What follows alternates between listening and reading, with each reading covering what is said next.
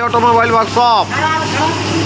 और ये देखिए अपना धान डाला जा रहा है ऊपर में धीरे धीरे करके। और इधर आपका धान गर्मा गर्म आपका आ रहा है। देखिए नेट के द्वारा आपका धान आ रहा है इधर।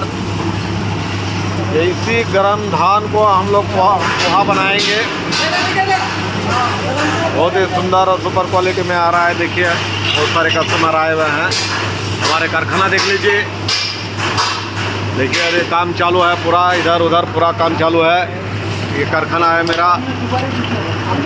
और ये धान को गर्म हो रहा है। देखिए ये धान गर्म हो रहा है। देखिए और इसी गर्म धान में आपका पोहा निकाल के फ्लेकर मशीन में डाल के आपको दिखाएंगे कि पतला चूड़ा कैसे बनता है। देखते जाइए।